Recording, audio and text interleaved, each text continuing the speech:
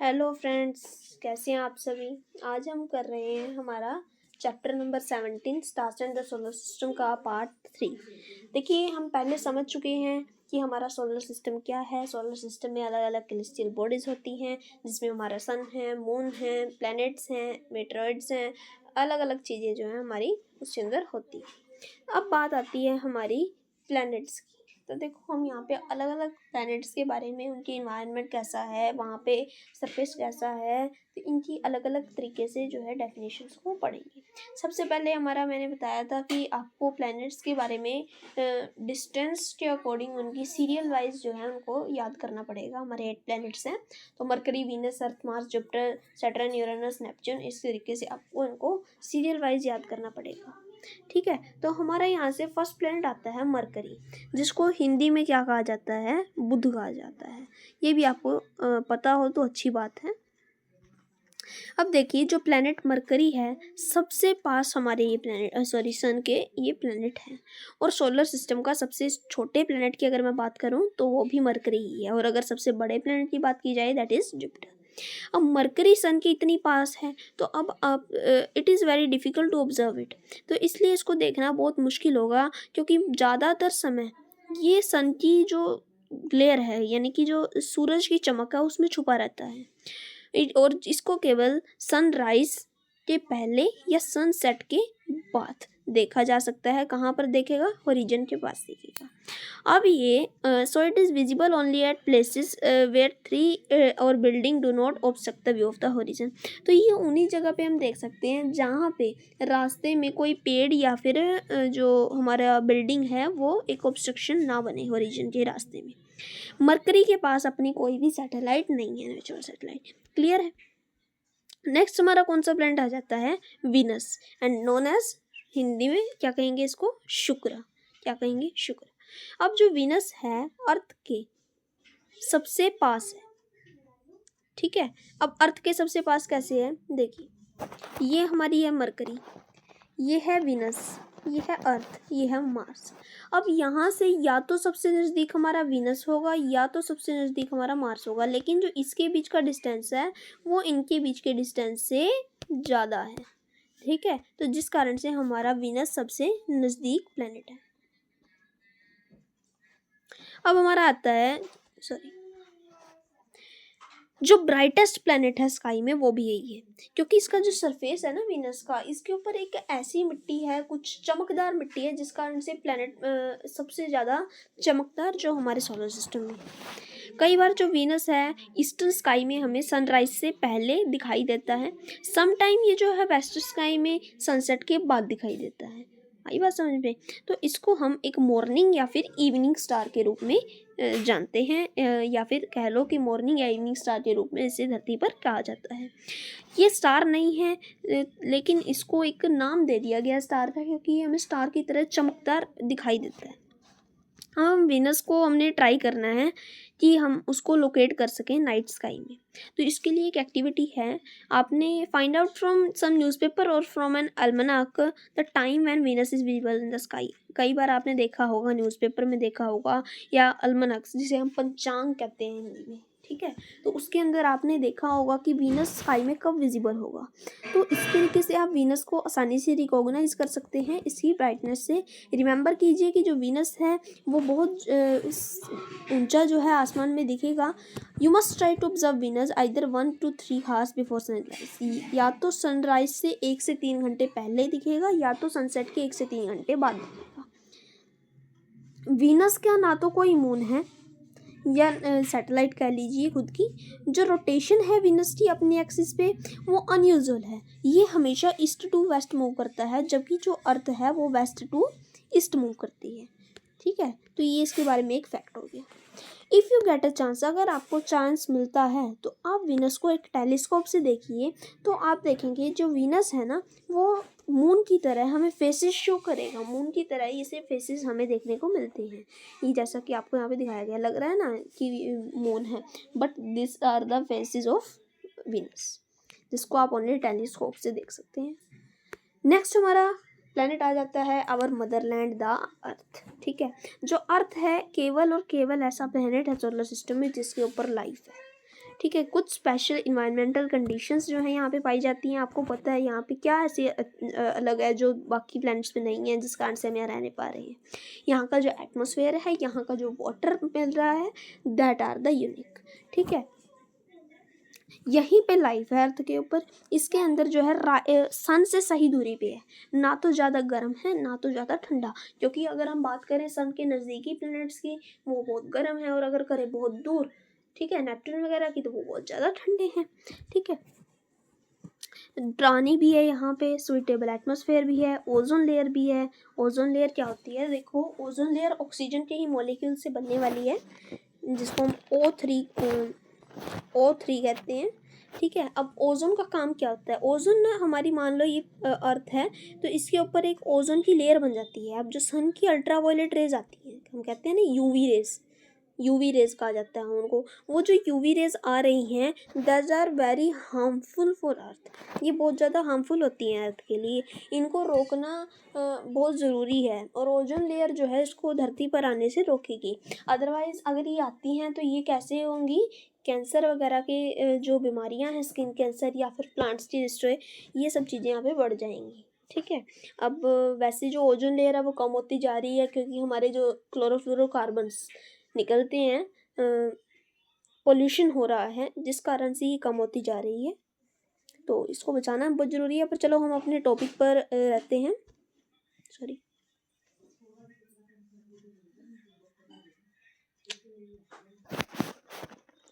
हाँ जी। तो from space जो अर्थ है वो ब्लू या ग्रीन दिखाई देती है। ब्लू ग्रीन मतलब दिखाई देती है। क्यों दिखाई देती है? क्योंकि यहाँ पर या तो वाटर है या तो लैंड मास है। बहुत ज़्यादा तो पानी है, इसलिए आपको ये बहुत ज़्यादा तो ब्लू दिखाई देगी, बट जो थोड़ा ग्रीन है वो भी आपको स्पेस से नज़र आएगा। ठीक है, जो एक्सिस है रोटेशन का ऑफ अर्थ की जो रोटेशन का एक्सिस है, उस वो is not perpendicular to the plane of its orbit. वो उसके ऑर्बिट के परपेंडिकुलर नहीं है। The tilt is responsible the change of season on the earth. वो थोड़ा झुका हुआ है, यानी कि अगर मैं बात करूँ तो अर्थ का जो एक्सिस है वो इस तरह नहीं है, ये आपका उसका हमारा ऑर्बिट है, तो इसके बिल्कुल परपेंडिकुलर ये नहीं बना हुआ है। ये हमारा बना हुआ है कुछ इस तरीके से, जो इसका एक्सिस है थोड़ा टेढ़ा है, टिल्ट है, टेढ़ा हुआ है, जिस कारण से हमारे यहाँ पे सीजनल चेंज आते हैं। यहाँ बनते हैं ना, सीजन आते हैं अलग अलग तरीके से, ऑटम सीजन आ गया, स्प्रिंग सीजन आ गया, तो यही इसका कारण है। अब नेक्स्ट हमारा प्लेनेट आ जाता है मार्स, जिसको हम क्या कहेंगे? मंगल प्लेनेट। क्या कहेंगे? मंगल ग्रह। तो देखिए, जो नेक्स्ट प्लेनेट है वो है मंगल, या फिर हम कहें मार्स। और अगर हम अर्थ की ऑर्बिट से बाहर जाते हैं तो हमारा मार्स प्लेनेट हमें नज़र आएगा। ये थोड़ा थोड़ा रेडिश दिखाई देता है, तो इसलिए इसको रेड प्लेनेट के नाम से भी जाना जाता है। मार्स के पास 2 नेचुरल सैटेलाइट हैं, यानी कि 2 मून हैं। पर मून जो है हमारे अर्थ के प्लेनेट का ही नाम है, तो वहाँ हम कहेंगे कि 2 नेचुरल सैटेलाइट्स उसके पास हैं। नेक्स्ट हमारा सोलर सिस्टम का सबसे बड़ा प्लेनेट जुपिटर, जिसको हम हिंदी में कहेंगे बृहस्पति। जुपिटर लार्जेस्ट प्लेनेट है, ये आपको बता ही चुका हूँ मैं। ये इतना बड़ा है कि लगभग हमारी 1300 अर्थ्स को इसमें फिल किया जा सकता है। कहने का मीनिंग है कि मान लीजिए एक मिनट, कहने का मीनिंग है कि अगर ये हमारा जुपिटर है इस तरह से, तो इसके अंदर अगर मैं छोटी छोटी अर्थ्स को फिल करना शुरू करता हूँ इस तरह से, तो हमारी लगभग इसके अंदर 1300 अर्थ्स जो हैं फिल हो जाएंगी। इसलिए इसको जाइंट प्लेनेट के नाम से भी हम कहते हैं। हाउएवर जो मास है जुपिटर का वो कितना है? मास की बात अगर मैं करता हूँ तो अर्थ से इतना हमारा अर्थ का मास है, जो हमारा जो हमारा अर्थ का मास है, अगर हम उसकी मल्टीप्लाई कर दें 318 से, तो मुझे जुपिटर का जो मास है वो पता चलेगा। तो कितनी, आप जान ही सकते हैं, यहाँ से आपको पता लग ही रहा होगा कि लगभग कितना बड़ा जो जुपिटर प्लैनेट होगा। ठीक है, तो अब देखिए यहाँ से, it rotate very rapidly on its axis, और बहुत तेज़ी से ही घूमता है। तो यहाँ पे जो हमारी है यहाँ पे करेक्टर, वो कहता है कि आई हैव एन आइडिया, मेरे पास एक आइडिया है। अगर आप एक बहुत बड़ी बॉल लेते हैं जिसका एक मटर के दाना पीस होता है, मटर का दाना पता है ना, तो पीस से 1300 टाइम्स मतलब कि ऐसी इतनी बड़ी बॉल लो कि उसमें पीस के 1300 जो दाने हैं वो आ जाए, लगभग एस्टिमेशन। तो जो बॉल है उसको हम जुपिटर कह सकते हैं और जो पी है उसको हम अर्थ कह सकते हैं। क्लियर है? जुपिटर के पास बहुत सारी इसकी नेचुरल सैटेलाइट्स हैं। इसके पास फेंट रिंग्स हैं, ठीक है, अराउंड इसके, और आसानी से आप जुपिटर को देख सकते हैं क्योंकि ये क्वाइट ब्राइट दिखेगा हमें स्काई में। कैसा दिखेगा? ब्राइट दिखेगा। अगर आप इसको टेलीस्कोप की मदद से देखते हैं तो आप देख सकते हैं 4 इसके जो लार्ज मून्स हैं, इसके 4 जो मून हैं वो बड़े हैं, उनको आप यहाँ से विजिबल कर पाएंगे। हाँ जी, इसके बाद हमारा नेक्स्ट प्लेनेट आता है सैटर्न, यानी कि शनि ग्रह। शनि ग्रह की बात हम करने जा रहे हैं। अब जुपिटर के पीछे है सैटर्न, जो कि येलोइश कलर में है और इसी कारण से ये सोलर सिस्टम में यूनिक भी है। ठीक है,